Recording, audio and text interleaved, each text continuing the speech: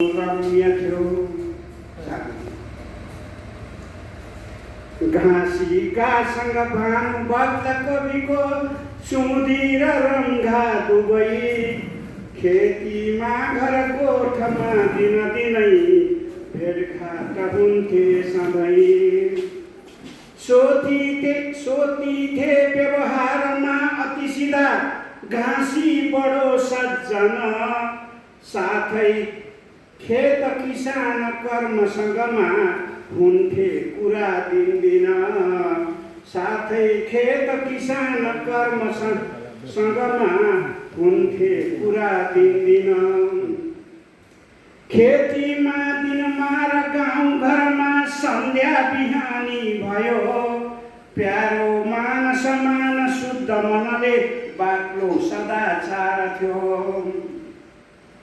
घाँसी नै थर हो कि कर्म उनको जो घाँसमा जोडियो सोतीका परिवारका कति कथा ती काव्यमा बोलियो। सोतीका परिवारका कति कथा ती काव्यमा जोडियो। भाषा भाषीको एकता क्षणक चाहिँ देखिन्न थियो त्यो घडी। बोलिन्थे कति गाउँमा फरकका थिए मातृभाषा बढी। धेरै गाउँ र गाउँमा फरकका भाषा चलेकै थियो।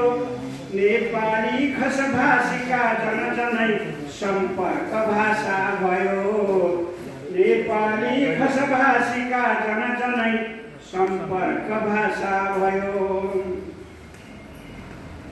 शिक्षाको मनितो थियो जगतमा थोरै थिए शिक्षित जसको आय र स्रोत नै कम भए बन्थे सदा कुण्ठित।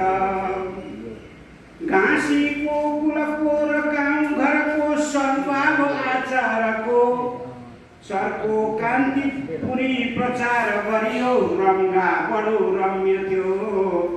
सरको कान्तिपुरी प्रचार गरियो रङ्गा बडो रम्य थियो।